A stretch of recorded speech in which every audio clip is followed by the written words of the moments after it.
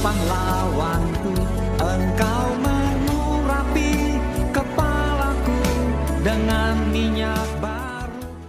Shalom Bapak Ibu semua, apa kabar? Saya percaya Bapak Ibu semua pasti sehat dan diberkati Tuhan berlimpah-limpah. Katakan amin. Baik saudara, kita bersama-sama ada di Khotbah Minggu bersama Boksu Willy. Dan tema Khotbah Minggu kali ini adalah jangan menyerah.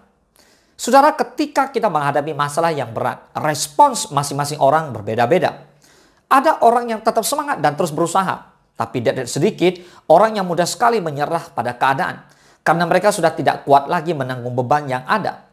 Sesungguhnya jika kita mau berusaha dan meminta pertolongan kepada Tuhan, maka sesulit apapun keadaan dan seberat apapun masalahnya, pasti ada jalan keluar yang terbaik untuk kita semua. Boleh katakan amin? Amin. Mazmur 130 ayat ke-7 firman Allah berkata, berharaplah kepada Tuhan, hai Israel, sebab pada Tuhan ada kasih setia dan Ia banyak kali mengadakan pembebasan. Kita lihat, pemazmur mengatakan bahwa berharap kepada Tuhan. Ketika kita berharap kepada Tuhan, kita memahami mengapa harus berharap pada Tuhan. Karena Allah kita setia. Tuhan kita itu setia. Kasih setianya melimpah atas saudara dan saya, orang yang hidup sungguh-sungguh kepadanya. Dan Dia pasti memberikan pembebasan buat kita semua. Nah, banyak rumah tangga menjadi hancur dan berujung pada perceraian. Karena masing-masing pasangan merasa tidak sanggup mengatasi konflik yang terjadi. Ada lagi orang yang menekat mencari pertolongan dukun atau paranormal karena ia tidak lagi mau bersabar menantikan Tuhan bertindak. Anak-anak muda bahkan menjerumuskan diri dalam pergaulan bebas dan narkoba karena alasan stres, tidak kuat menanggung beban masalah dan sebagainya. Inti daripada semua adalah karena mereka mudah menyerah pada keadaan. Sikap mudah menyerah ini tak sepatutnya dilakukan oleh orang percaya, murid-murid Kristus sejati. Mengapa? Karena kita punya Tuhan yang hebat. Dia Allah El Shaddai, Tuhan yang maha kuasa. Boleh katakan amin? Percayalah bahwa tidak ada perkara yang terlalu sulit untuk Tuhan selesaikan. Tangan Tuhan terlalu kuat untuk menopang saudara dan saya. Karena itu tetaplah menaruh pengharapan kepada Tuhan. Sebab pada Tuhan ada kasih setia. Dan Tuhan banyak kali mengadakan pembebasan. Saudara, Tuhan sanggup membebaskan saudara dan saya dari segala belenggu permasalahan kehidupan ini. Orang lain boleh saja berkata, masalahmu terlalu sukar untuk diselesaikan. Penyakitmu terlampau sulit untuk disembuhkan. Mana mungkin kamu akan berhasil dan sebagainya. Jika kita terintimidasi oleh omongan-omongan negatif manusia, maka pasti kita akan cepat sekali berputus asa dan menyerah kalah. Menyerah berarti kita kehilangan kesempatan untuk melihat kuasa Tuhan bekerja. Menyerah berarti kita tidak mengerti bahwa di balik masalah ada maksud dan rencana Tuhan yang indah. Karena itu seberat apapun masalah yang kita alami atau sesulit apapun situasinya, tak perlu kita menyalahkan orang lain, menyalahkan keadaan, apalagi menyalahkan Tuhan atau marah kepada Tuhan atau bersungut-sungut kepada Tuhan. Saudara, bertekun dan sabar menanti-nantikan Tuhan adalah kunci untuk mengalami mujizatnya. Karena Tuhan membuat segala sesuatu indah pada waktunya. Yang mau sama-sama katakan amin. Amin. 2 Tawarik 20 ayat pertama sampai ke-12. Kita baca sama-sama ayat firman Tuhan ini. Kemenangan atas Moab dan Ammon. Akhir pemerintahan Yosafat. Setelah itu Bani Moab dan Bani Ammon datang berperang melawan Yosafat bersama-sama sepasukan orang Meuni. Datanglah orang memberitahukan Yosafat, suatu laskar yang besar datang dari seberang laut Asin, dari Edom, menyerang tuanku. Sekarang mereka di Hazezon Tamar, yakni En-Gedi. Yosafat menjadi takut, lalu mengambil keputusan untuk mencari Tuhan. Ia menyerukan kepada seluruh Yehuda supaya berpuasa. Dan Yehuda berkumpul untuk meminta pertolongan daripada Tuhan. Mereka datang dari semua kota di Yehuda untuk mencari Tuhan. Lalu Yosafat berdiri di tengah-tengah jemaah Yehuda dan Yerusalem di rumah Tuhan, di muka pelataran yang baru dan berkata, ya Tuhan Allah nenek moyang kami, bukankah Engkau Allah di dalam surga? Bukankah Engkau memerintah atas segenap kerajaan bangsa? Kuasa dan keperkasaan ada di dalam tanganmu, sehingga tidak ada orang yang dapat bertahan melawan Engkau. Bukankah Engkau Allah kami yang menghalau penduduk tanah ini dari depan umatmu Israel dan memberikannya kepada keturunan Abraham sahabatmu itu untuk selama-lamanya? Lalu mereka mendiami tanah itu dan mendirikan bagimu tempat kudus untuk namamu. Kata mereka, Bila sesuatu malapetaka menimpa kami, yakni pedang, penghukuman, penyakit sampar atau kelaparan, kami akan berdiri di muka rumah ini di hadapanmu, karena namamu tinggal di dalam rumah ini, dan kami akan berseru kepadamu di dalam kesesakan kami, sampai engkau mendengar dan menyelamatkan kami. Sekarang lihatlah Bani Ammon dan Moab, dan orang-orang dari pegunungan Seir ini. Ketika orang Israel datang dari tanah Mesir, engkau melarang mereka memasuki negerinya. Oleh sebab itu mereka menjauhinya dan tidak memusnahkannya. Lihatlah, sebagai pembalasan mereka datang mengusir kami dari tanah milik yang telah engkau wariskan kepada kami. Ya Allah kami, tidakkah engkau akan menghukum mereka? Karena kami tak mempunyai kekuatan untuk menghadapi laskar yang besar ini, yang datang menyerang kami. Kami tidak tahu apa yang harus kami lakukan, tetapi mata kami tertuju kepadamu. Mari kita bahas dari kisah ini. Sepasukan laskar besar dari Edom datang menyerang kerajaan Yehuda.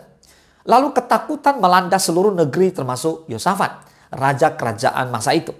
Yosafat sadar ia tidak memiliki cukup kekuatan untuk menghalau musuh yang tiba-tiba menyerang itu. Ia terjepit dan tidak berdaya. Dalam suasana sangat mencekam itu, Yosafat mengambil keputusan yang sangat tepat, yaitu mencari Tuhan. Lalu ia mengajak seluruh rakyat Yehuda untuk berpuasa dan berseru minta pertolongan Tuhan. Dan Tuhan mendengar seruan doa itu. Dan Tuhan menyampaikan pesan melalui Yehezkiel. Di ayat 15 dikatakan, janganlah kamu takut dan terkejut karena laskar yang besar ini. Sebab bukan kamu yang akan berperang, melainkan Allah. Saudara lihat, acap kali Tuhan dengan sengaja melenyapkan hal-hal yang selama ini menjadi andalan kita. Tuhan tidak mau kita berperang sendirian. Tuhan mau berperang menggantikan kita. Tuhan menghendaki agar kita hanya berharap dan mengandalkan pertolongannya. Harta kekayaan, bakat, talenta, kecakapan, kepandaian, dan relasi yang selama ini kita anggap kuat, tidak perlu itu semua di hadapan Tuhan. Karena Tuhan kita jauh lebih hebat, jauh lebih luar biasa, jauh lebih dahsyat daripada itu semua. Sekali lagi, waktu Tuhan bukan waktu kita. Tuhan mungkin akan membakar habis semua andalan kita pada waktunya. Dengan maksud apa? Agar kita hanya bergantung sepenuhnya kepada pertolongannya. Tapi ingat, jangan pernah menyerah. Saudara, ketika kita banyak menghadapi masalah dan tantangan di dalam hidup ini, kita harus sadari bahwa semua yang ada terjadi ini ada gunanya. Yaitu untuk membuat kita lebih mengerti arti hidup ini. Lebih kuat dalam menjalani hidup dan kita tidak mudah menyerah. Allah tidak pernah mengajarkan kita untuk lelah dan cepat menyerah. Itu bukan karakter anak-anak Tuhan. Anak-anak Tuhan adalah anak-anak Tuhan yang hebat. So, di dalam Alkitab, Tuhan mengajarkan dua hal. Yaitu tidak ada yang mustahil bagi Tuhan dan jangan menyerah. Dua kunci ini perhatikan baik-baik. Tidak ada yang mustahil bagi Tuhan. Katakan amin. Karena bagi Allah itu tidak ada yang mustahil. Sedangkan bagian kita adalah jangan menyerah. Kalau kita menyerah, kita tidak dapat melihat mujizat Tuhan terjadi. Ada amin. Menyerah dan berserah adalah dua hal yang berbeda. Menyerah artinya kita tidak memiliki daya juang, tidak melakukan apa-apa, dan menerima sebagai suatu nasib. Sementara berserah adalah ketika kita mempercayakan hidup kita di dalam tangan Tuhan. Dan kita masih akan melakukan hal-hal yang baik bagi Tuhan. Karena kita percaya, maka kita berserah semua kepadanya. Ada amin. Nah, hari ini saya akan bagikan kamu, saudara, 4 tips bagaimana agar kita tidak menyerah. Yang pertama, apa yang saudara dengar itu yang akan menentukan. So, hati-hati dengan apa yang Bapak Ibu dengar hari-hari ini. Sudah kita belajar bahwa pada waktu itu Bani Ammon dan Bani Moab datang berperang melawan Yosafat bersama-sama dengan sepasukan orang Meonim itu. Lalu ada orang yang memberitahukan kepada Yosafat suatu laskar yang begitu besar datang dari Laut Asin, dari Edom yang menyerang mereka pada zaman itu. Nah, sekarang mereka udah dekat nih, yakni sudah di En-Gedi. Nah, saudara, jika kita mendapat kabar seperti ini, apa respon kita? Jika kita ingin menjadi manusia yang tidak mudah menyerah, janganlah menjadi manusia yang hanya mendengar berita-berita dari luar yang tidak pasti, mendengar gosip, mendengar hal-hal yang tidak baik. Tetapi dengarkanlah firman Tuhan. Karena firman Tuhan bukan hanya sebuah cerita, tetapi firman Tuhan ada sebuah kabar baik dan fakta yang dapat memberikan kekuatan dan penghiburan di saat keadaan yang tidak baik sekalipun itu terjadi. Oleh sebab itu, apapun yang kita dengar di dunia ini, kita tetap harus memprioritaskan untuk mendengarkan firman Tuhan. Karena firman Tuhan adalah pelita bagi kaki kita, terang bagi jalan kita. Boleh katakan amin. Firman Tuhan adalah kekuatan bagi kita semua. Itu yang pertama. Yang kedua, jangan bereaksi, tetapi belajarlah merespon dengan benar. Nah, sudah di 2 Tawarik 20 ayat ketiga dan keempat, firman Allah berkata gini. Yosafat menjadi takut, lalu mengambil keputusan untuk mencari Tuhan. Ia menyerukan kepada seluruh Yehuda supaya berpuasa. Dan Yehuda berkumpul untuk meminta pertolongan daripada Tuhan. Mereka datang dari semua kota di Yehuda untuk mencari Tuhan. Saat mendengarkan suatu berita, saudara, jangan cepat-cepat bereaksi. Tenang aja. Karena dengan bereaksi akan membuat kita menjadi panik. Nah, orang yang panik seringkali mengambil keputusan bisa salah. Tetapi meresponlah, yaitu dengan mendengarkan, kemudian dipertimbangkan, lalu mencari tahu apa yang harus dilakukan dalam menghadapi berita yang didengar itu. Setelah itu kita baru bertindak. Dengan demikian tindakan yang kita lakukan tidak akan merugikan diri kita sendiri dan tidak akan menimbulkan kepanikan. Allah kita ingin kita memiliki respon yang benar, bukan cepat bereaksi. Mengapa? Karena ada waktunya Tuhan. Amin. Yang ketiga, jangan putus asa dalam mencari Tuhan. Di 2 Tawarik 20 ke 9 firman Allah berkata, bila sesuatu malapetaka menimpa kami, yakni pedang, penghukuman, penyakit sampar atau kelaparan, kami akan berdiri di muka rumah ini, di hadapanmu, karena namamu tinggal di dalam rumah ini, dan kami akan berseru kepadamu di dalam kesesakan kami, sampai engkau mendengar dan menyelamatkan kami. Saudara, Tuhan itu lebih tertarik kepada manusia daripada menyelesaikan masalah manusia. Karena di mana Tuhan, persoalan itu baik bagi manusia. Oleh sebab itu, jangan pernah berhenti dan berputus asa ketika Tuhan belum menjawab doa-doa kita. Tetaplah berdoa dan berharap kepada Tuhan. Karena Tuhan lebih tahu apa yang terbaik bagi saudara dan saya. Boleh katakan amin? Yang keempat, kita harus fokus pada Yesus, bukan fokus pada masalah. 2 Tawarik 20 ke 12. Ya Allah kami, tidakkah engkau akan menghukum mereka? Karena kami tidak mempunyai kekuatan untuk menghadapi laskar yang besar ini, yang datang menyerang kami. Kami tidak tahu apa yang harus kami lakukan, tetapi mata kami tertuju kepadamu. Katakan amin. Amin. Saudara, apapun yang terjadi, mari kita bersama-sama memiliki mata rohani, mata jasmani yang terus tertuju hanya kepada Tuhan dan firman-Nya. Katakan amin. Di saat kita hanya fokus kepada masalah, tanpa kita sadari masalah tersebut akan mengembang dan akan mempersulit keadaan kita. Tetapi di saat kita berfokus pada Yesus Tuhan kita, yang akan kita dapatkan adalah pengharapan, penghiburan, dan jalan keluar. Oleh sebab itu, jalani hidup kita dengan berfokus dan mata kita hanya tertuju kepada Tuhan kita, Yesus Kristus. Nah saudara, dalam menjalani kehidupan, kita semua akan banyak mengalami permasalahan, itu sudah pasti. Tetapi pada hari ini, melalui firman Tuhan ini, kita diingatkan untuk tidak mudah menyerah. Tuhan ingin kita untuk tidak mendengarkan berita atau hal negatif di luar sana.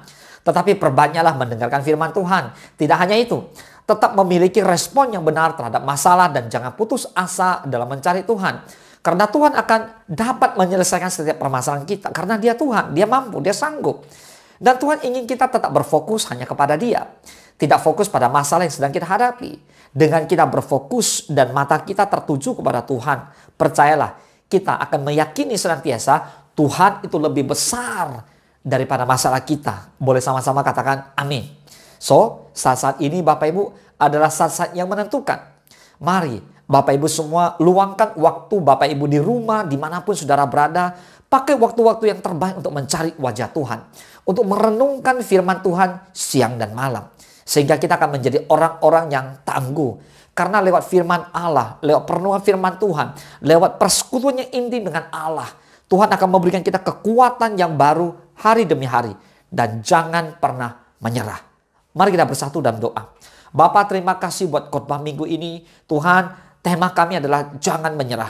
Bapa, mampukan kami untuk menjadi orang-orang yang tidak pernah menyerah. Dan kami tahu Tuhan, Engkau Allah yang terus memberikan kekuatan kepada setiap kami. Berkati setiap anak-anak Tuhan yang mengikuti khotbah minggu ini.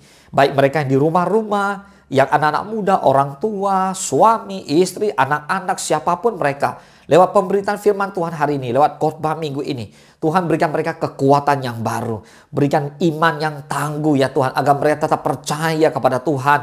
Mereka hidup hanya mengandalkan Tuhan, tidak mendengarkan berita-berita di luar membuat mereka lemah. Tetapi fokus mereka, mata mereka tertuju kepada Tuhan, telinga mereka mendengar firman Allah. Tetap percaya dan senantiasa berseru-seru hanya kepada Tuhan Yesus Kristus. Terima kasih Tuhan, kami terlalu percaya Engkau Allah yang senantiasa memberikan kemenangan kepada kami semua, orang-orang yang hidup sungguh-sungguh mencintai Tuhan dan hanya berharap kepada Tuhan.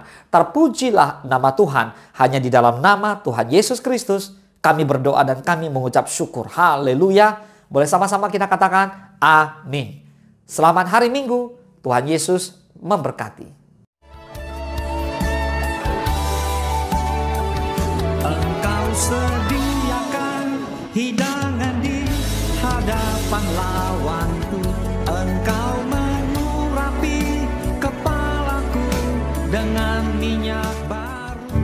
Ku sembah Kau Tuhan, ku sembah Kau Yesus. Ku tinggikan nama-Mu di atas segalanya. Ku sembah Kau Tuhan, ku sembah Kau Yesus. Ku tinggikan nama-Mu.